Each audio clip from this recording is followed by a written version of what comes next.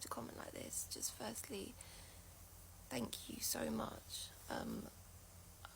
I know we're only online family, but I wanted to do this video to say how much I am so grateful to each and every one of you who leave a message, a comment, have sent a card or want to send a card, or a gift, or just send your love and support. It's helped so much. Honestly, I can't explain how scary it's been the last, well, nearly 3 weeks actually. It'll be tomorrow, day after tomorrow, 3 weeks. And a lot of it is a blur. Like, it's like trying to piece together puzzles and pieces, and I should be used to it by now. I've been in multiple, I face life and death situations more than most should at my age of 29, and I literally am a miracle to be here right now. I wish that was an exaggeration, but it's not. But during all these difficult times, hearing is one of the last things to go. It's something that I learned years and years ago when I first ever had my first intensive care stay admission. Sorry, I'm doing this in little parts because although I'm doing better and I'm out of the woods, I'm still not well at all. So bear with me. But I've forgotten what I'm even saying now.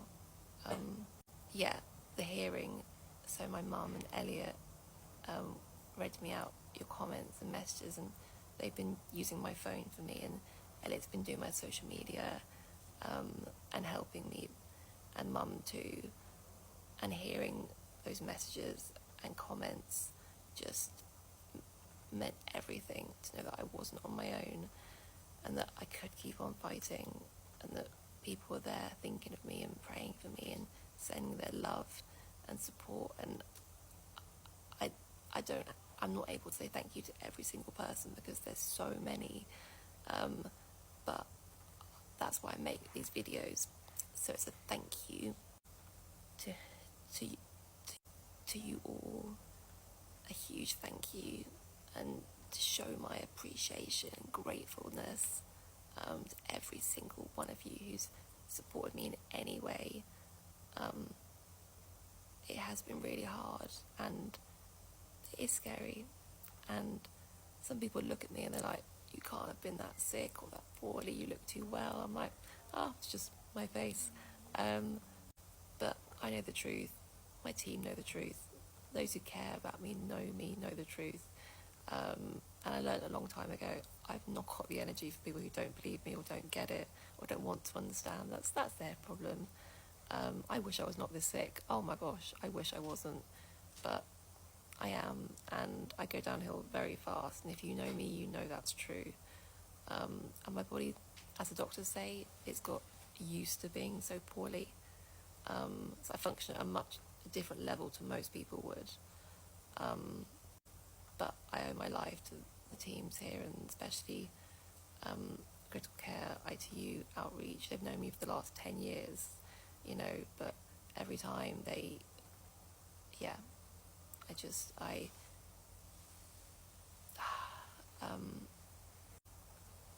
my first thing that went wrong was my surgery, and then with post-op complications with my breathing and taking the tube out.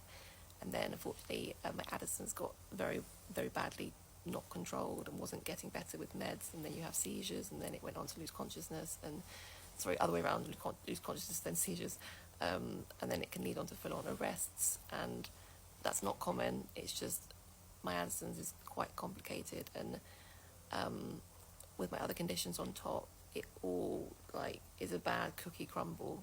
It's not a cookie you want to crumble together. What am I even saying about cookie and crumble?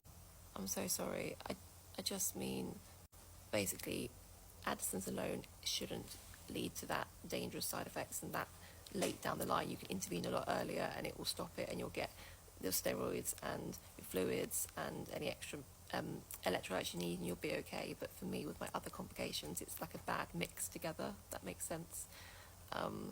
And yeah, everything altogether just fell off a cliff. The breathing, the Addison's, the seizures, then you had a respiratory, and then cardiac, and just, yeah, my whole body and organs just, and it was, I don't really remember much, to be honest. And then I vaguely remember Mum being by my side, like waking up, but that was like a day later. And there's bits it's hard to piece together what's real and what's not. Like my memories, I mean my dreams, were they dreams or were they reality? And the nurses have to keep filling in the gaps. And then fast forward, basically, I then got septic from my line, but also from my bladder. We were having big issues with bleeding and other stuff going on. So I got sick like that very quickly, and it was extremely scary. And I'm running out of antibiotics to treat me, and I need the TPN to keep me alive nutritionally, but then it's also causing irreversible damage at the same time and risks daily, and it's really hard. But then 2 weeks without it and I've lost weight. It's been showing dehydration in my bloods, it's been showing nutritionally, and my body's struggling so much. And then access wise, I cried because another space gone. Like, do not use up your central access, people, please. It's so valuable. I'm going to be getting a temporary line while this one's removed until we can put in another new one. But the burn, unfortunately, on my side is having issues as well with my skin, and because I have master activation syndrome, and my skin is very sensitive and very fragile. Yeah, I don't even know. Sorry, there's so much. There's so many. I'm so sorry. I don't even know if like I'm making sense at all. If you are still listening, thank you. Hashtag Roo Crew. If you're still listening, comment that below. Might just be me tattling on to myself. Tattling, is that a word? Tattling on. Elliot said to me the other day, he said, I know she's back because she's rambling again. And when I was really, really sick, I didn't speak, I didn't move, I couldn't say a word, like a sentence, without breathing in between each one. But then I got so stubborn this week, I was like auctioning off myself. I only need it when I'm moving. If I'm in bed, I'm okay, because I'm a bit stubborn. I'm just, wait, let me see. Yeah, there's just been lots to contend with, and I've now got some procedures on my bladder, and deal with that side of things on Thursday, and then tomorrow is my lines, and yeah, some of it I'm gonna have to be done completely awake because it's too risky to put me under again too many times because of my breathing, and my other problems with post-anaesthetic. Yeah, and if you know EDS, local anaesthetic doesn't work, so yeah, it's going to be fun, but I can do it. I have got some that will be under full GA asleep because I have to be asleep. It'd be cruel not to, but that means a whole team and, you know, everyone involved, and it's a big procedure with me, so we try and keep them to a limited amount as possible. Sorry, I'm getting so tired, I don't even know if I'm making sense. Basically, I'm still here, I'm doing a lot better than I was, but I'm still really poorly. There's bits we've got to sort out before I can get home, and no, unfortunately, I'm not making it to Cornwall. We should be there now, but instead I'm looking out a hospital window.